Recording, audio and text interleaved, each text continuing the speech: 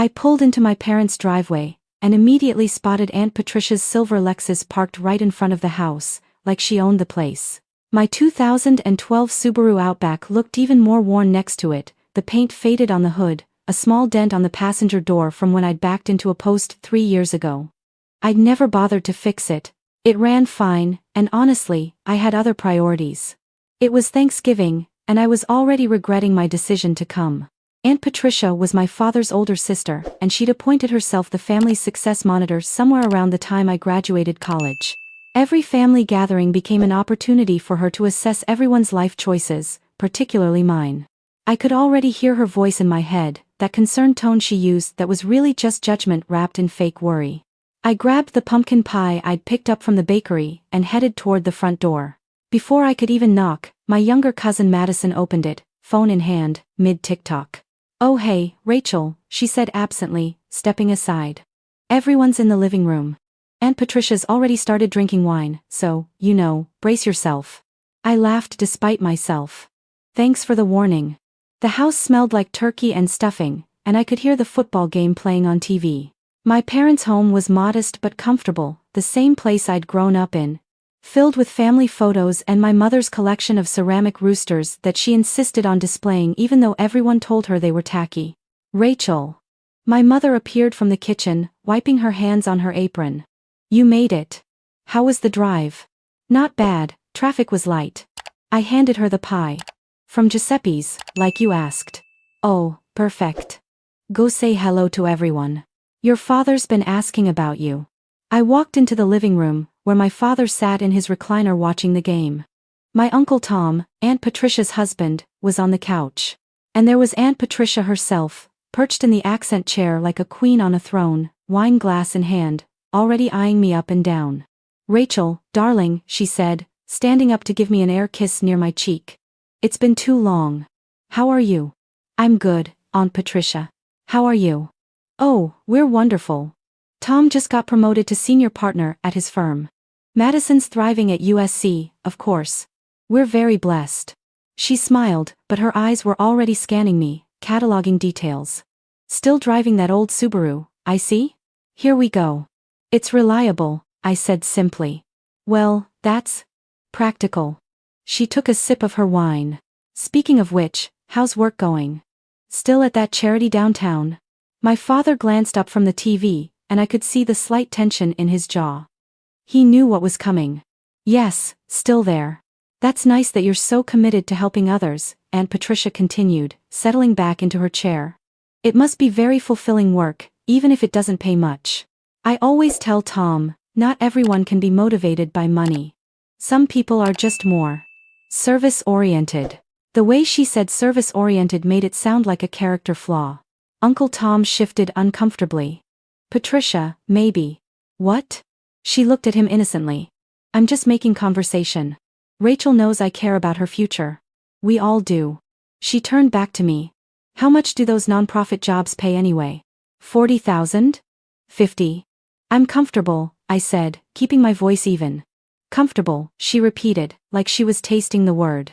"Is that really enough though? I mean, you're 34, Rachel. Don't you want to buy a house? Start a family? You can't do those things on a charity worker's salary." My mother appeared in the doorway. "Dinner's almost ready. Patricia, can you help me set the table?" "In a minute, Susan. I'm just talking with Rachel." She leaned forward, her expression shifting to what she probably thought was genuine concern. "Honey, I'm not trying to criticize. I just worry about you. You were always so smart in school. We thought you'd do something more significant." "Patricia," my father said, his voice low and warning. "What?" "Jack, we're family.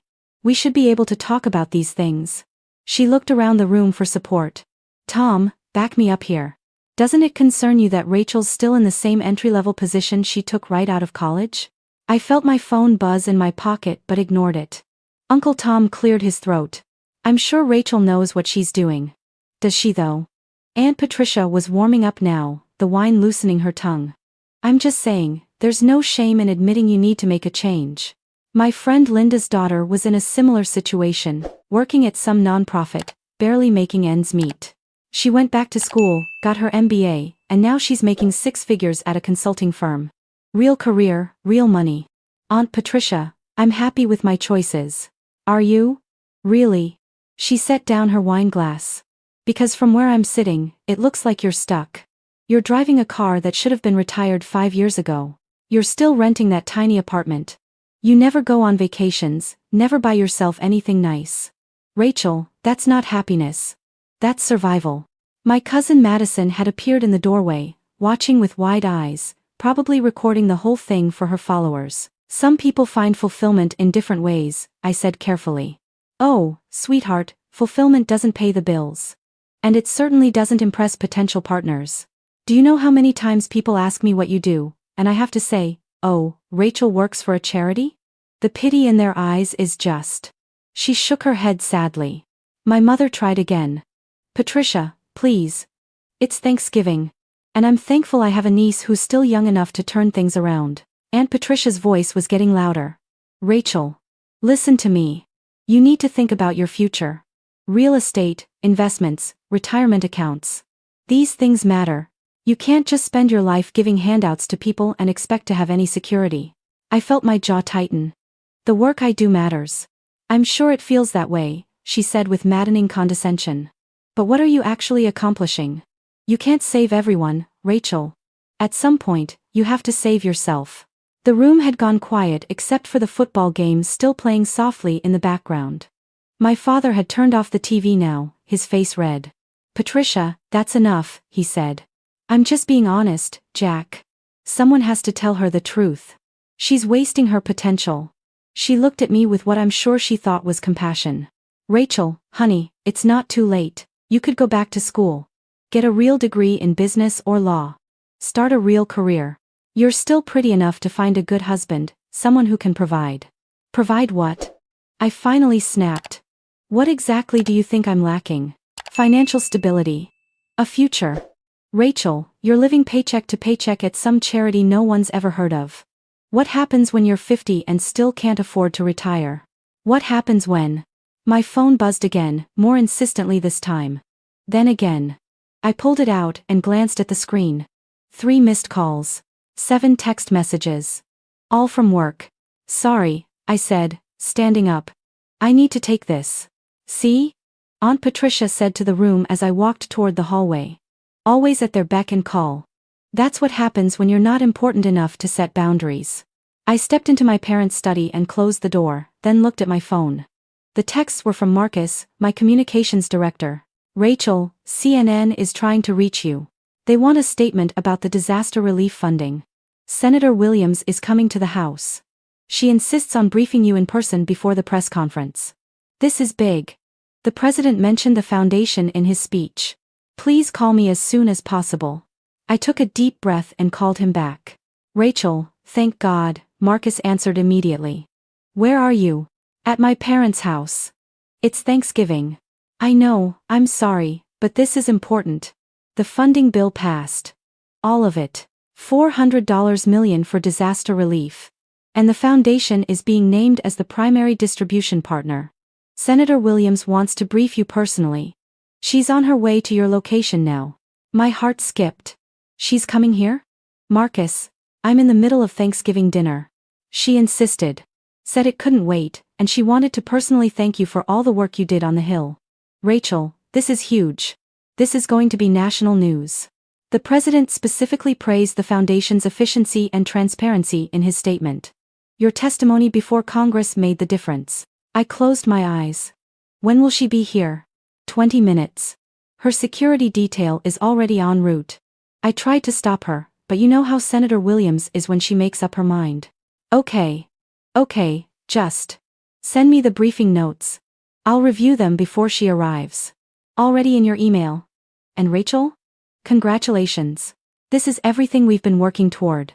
I hung up and leaned against my father's desk. Through the door, I could hear Aunt Patricia's voice, still holding court. Probably some crisis at the charity. A cat stuck in a tree or something. That's the problem with those jobs. No boundaries. No respect for personal time. I pulled up my email and started scanning the briefing notes. The foundation I directed had been working for 2 years on disaster relief policy reform. We'd compiled data, written reports, testified before Congress, and coordinated with dozens of other organizations. The $400 million in new funding would support everything from hurricane preparedness to wildfire response to flood infrastructure. It was the largest disaster relief package in a decade, and we'd been instrumental in making it happen. And Senator Williams, one of the most powerful people in Congress, was coming here to tell me about it in person. I took a moment to collect myself, then walked back into the living room. Aunt Patricia was now holding forth to my mother and uncle about the importance of practical career choices. You know what Rachel's problem is? She was saying. She never learned to prioritize herself. Always thinking about others, never thinking about her own bottom line. In this economy, you can't afford to be selfless. You have to be strategic. I agree, I said, making everyone turn. You do have to be strategic. Aunt Patricia smiled, clearly thinking she'd made progress. See? You're starting to understand. Now, Tom has connections at several corporations that are always looking for smart women. With your background, you could probably start at 60, 70,000, and work your way up. Aunt Patricia, I interrupted. Can I ask you something? Do you know what the foundation I work for actually does? She waved her hand dismissively. Oh, I'm sure it's very nice work. Food banks, homeless shelters, that sort of thing. We coordinate disaster relief efforts across 11 states. We manage emergency response funding, train first responders, and work directly with FEMA and the Red Cross on crisis preparedness. That's nice, she said, clearly not impressed. But still, it's non-profit work. The people running those organizations barely make. We manage an endowment of $180 million, I continued calmly. We distributed $47 million in emergency aid last year alone. We employ 120 people across 6 offices. We've been featured in the New York Times, the Washington Post, and we testified before Congress 3 times this year on disaster relief policy reform. The room had gone very quiet. Aunt Patricia's smile was frozen on her face. Well, that's certainly more than I thought, she said slowly. But you said you work for them, not. I'm the executive director. I've held that position for 6 years. Uncle Tom choked on his drink. Madison's jaw dropped, her phone still recording. Executive director, Aunt Patricia repeated.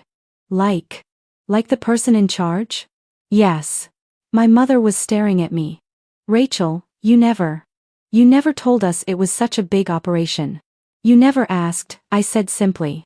Whenever I tried to talk about my work, the conversation always turned to how nonprofit jobs don't pay well or how I should find something more lucrative. Aunt Patricia recovered quickly. Well, that's wonderful, dear, but executive director of a charity still doesn't exactly. A knock on the door interrupted her. A very official, authoritative knock. My father went to answer it, and I heard him say, hello? Can I help you? Good evening, sir. I'm Agent Morrison with the Secret Service. We're here with Senator Williams. Is Rachel Chen here? The living room erupted in confused murmurs. My father looked back at me, bewildered. It's okay, Dad, I said, standing up. I'm expecting her. I walked to the door, where 2 Secret Service agents stood on either side of Senator Williams, one of the most recognizable faces in American politics. She was in her 60s, impeccably dressed even for a Thanksgiving evening, her silver hair styled perfectly. Senator Williams, I said, shaking her hand. I'm so sorry you had to come all the way here. I could have met you. Nonsense, she said warmly. You're with family on Thanksgiving. I wasn't going to pull you away from that. May I come in? Of course, please. I stepped aside, and the senator walked into our modest living room, her security detail remaining outside. Everyone in the room had stood up. Aunt Patricia looked like she was seeing a ghost. I apologize for the intrusion, Senator Williams said to my parents. You must be Mr. and Mrs. Chen. Your daughter has been absolutely invaluable to our work on the Hill. I wanted to deliver the news personally. She turned to me. Rachel, the bill passed. Full funding. $400 million for disaster relief, and the foundation will be the primary coordinating organization. The president mentioned you by name in his remarks. I felt my chest tighten with emotion. All of it? The full amount? Every penny. Your testimony sealed it. The data you provided, the case studies, the cost-benefit analysis, it was bulletproof. Half the senators I spoke to cited your work specifically. You made this happen, Rachel. We made it happen, I said. It was a team effort. Don't be modest.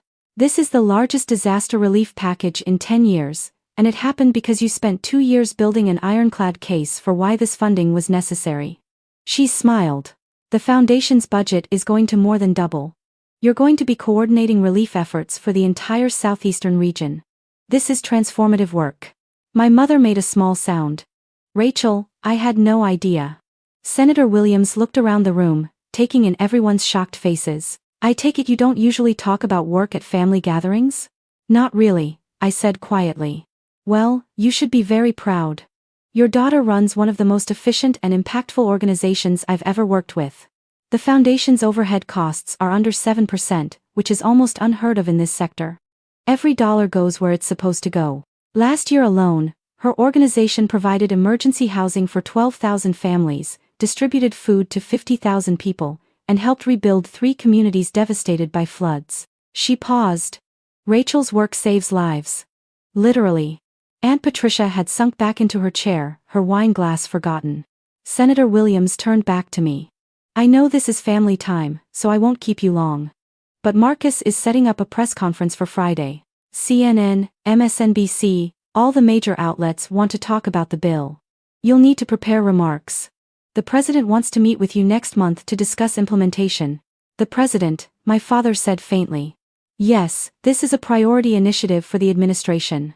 Senator Williams smiled at him. You have an exceptional daughter, Mr. Chen. We're lucky to have her. She shook my hand again. Enjoy your Thanksgiving, Rachel. We'll talk on Friday. And congratulations. You earned this. After she left, escorted by her security detail, the house was silent except for the sound of cars pulling away. Madison was the first to speak. That was the coolest thing I've ever seen. My mother sat down heavily. Rachel, why didn't you tell us? All this time, we thought. You thought I was barely scraping by, I finished. I know. But why didn't you correct us? I looked at Aunt Patricia, who was staring at her wine glass. I tried. Multiple times. But every time I talked about the foundation, about the work we do, the conversation turned into advice about how I should get a real job or how nonprofit work wasn't a real career. It became easier to just not talk about it. You could have mentioned you were the executive director, Uncle Tom said. I did. Last Christmas. Aunt Patricia said. Well, someone has to run the charity, but that doesn't mean they pay you well. Aunt Patricia finally looked up. I didn't mean. You meant exactly what you said, I replied, not unkindly. You've been judging me for years based on assumptions. You saw the old car, the modest apartment, and decided I was a failure.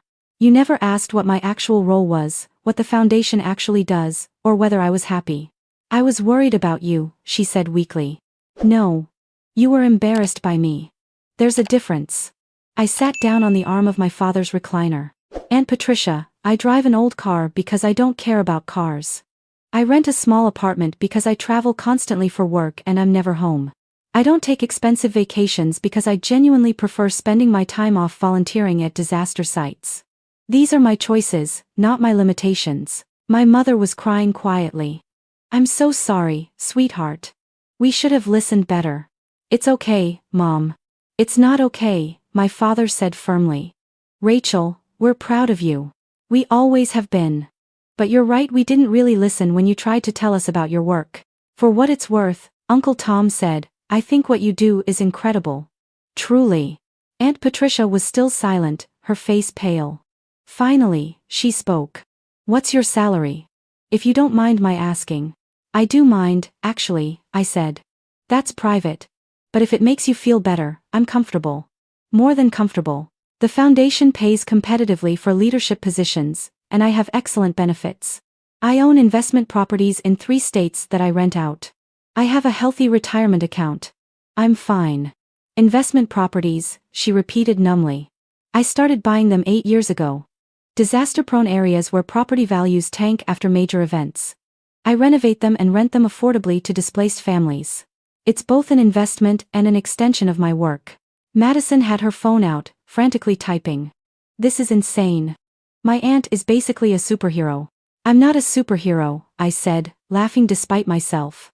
I'm just someone who found work that matters to me and built a career around it. That's all. My mother stood up and hugged me tightly. I'm sorry we made you feel like you couldn't share this with us. It's okay, I said into her shoulder. Really? Aunt Patricia finally stood up, setting down her wine glass carefully. Rachel, I owe you an apology. A real one. I was cruel and dismissive, and I based my entire opinion of your life on superficial things. I'm ashamed of myself. I looked at her, this woman who'd been a thorn in my side for years. She looked genuinely remorseful, smaller somehow. I appreciate that, Aunt Patricia. But more than an apology, I hope you'll think about why you felt entitled to judge me in the first place. You made assumptions about my life, my choices, my worth, without ever really asking about any of it. She nodded slowly. You're right. I did. And I'm sorry. The tension in the room finally began to ease. My mother wiped her eyes and said, well, dinner's probably cold now, but we should eat before it's completely ruined. As we all moved toward the dining room, Madison fell into step beside me. Aunt Rachel, can I ask you something? Sure. Why didn't you just tell Aunt Patricia to shut up? Like, years ago. I smiled. Because proving people wrong isn't as satisfying as you'd think. I didn't keep my work quiet to set up some big reveal. I just got tired of defending my choices to people who weren't really interested in understanding them. But didn't it bother you? Everyone thinking you were broke? Sometimes, I admitted. But the people whose opinions actually matter, my team, the families we help, the partners we work with, they know what I do and why it matters. That's enough. During dinner, the atmosphere was different. People asked me real questions about my work, and I found myself talking about things I rarely discussed: the late nights coordinating emergency responses, the political challenges of working with government agencies, the incredible resilience of the communities we serve. My father asked about the logistics of managing such a large organization. Uncle Tom wanted to know about the legal frameworks for disaster relief. Even Aunt Patricia, quieter than I'd ever seen her, asked thoughtful questions about the impact of climate change on our work. Madison was already planning her college essay. Do you think I could intern at the foundation next summer? Maybe, I said. If you're serious about it. It's hard work.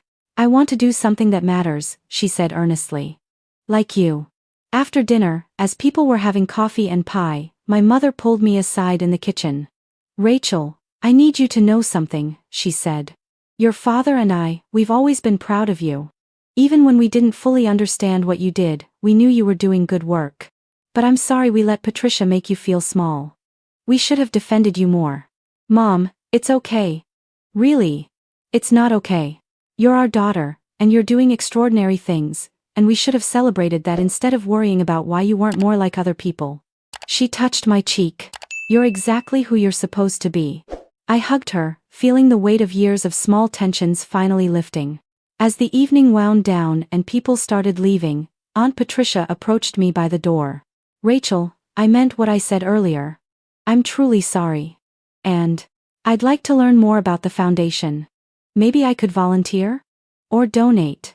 I studied her face, looking for signs of performance, but she seemed genuine. We always need volunteers, I said. And donations. But Aunt Patricia, if you do this, do it because you actually care about the work, not because you feel guilty. I care, she said quietly. I'm realizing I've spent a lot of time caring about the wrong things. Status, appearances, what other people think. I'd like to care about something real for a change. Then call the office next week. Ask for Marcus. He'll get you set up. She nodded, then hesitated. For what it's worth, I think you're remarkable. I'm sorry it took me this long to see it. After everyone left, I helped my parents clean up. My father was washing dishes while I dried. You know what I keep thinking about, he said. All those times Patricia went on about you needing a real job, and you never once argued back or tried to prove her wrong. Why was that? I thought about it. Because I wasn't trying to win an argument, I was trying to live my life. There's a difference. He smiled. Your mother and I raised you right. You did okay, I teased. As I drove home later that night in my old Subaru, passing the sleek cars on the highway, I thought about the day. The confrontation with Aunt Patricia, the unexpected visit from Senator Williams, the shift in how my family saw me. But mostly I thought about Monday morning, when I'd be back in the office with my team, working on implementation plans for the new funding. We'd be coordinating with state agencies, training new staff, setting up distribution networks. Real work. Important work. My phone rang through the car speakers. It was Marcus. Hey, I answered. You're calling on Thanksgiving? Just wanted to check in. How did it go with the senator? She showed up at my parents' house with Secret Service detail. Oh my God. Yeah. Long story.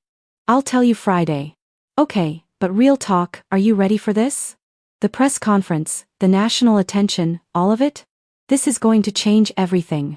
I thought about Aunt Patricia's shocked face, my mother's tears, Madison's excited eyes. I've been ready, I said. Let's get to work. As I pulled into my apartment complex, I smiled to myself. The building was modest, in a quiet neighborhood. My apartment was small but comfortable. My Subaru had 150,000 miles on it, and I wouldn't change any of it. Because success isn't about what you drive or where you live or what your relatives think of you. Success is waking up every morning and doing work that matters, helping people who need it, making a real difference in the world. Everything else is just noise. I parked my car, grabbed my bag, and headed inside. Tomorrow was another day off, but I'd probably spend it reviewing the briefing notes and preparing for Friday's press conference. Because that's who I was, someone who cared more about the work than the recognition. And finally, my family understood that. Finally, Aunt Patricia understood that. But most importantly, I'd always understood that about myself. And that was the only validation I'd ever really needed.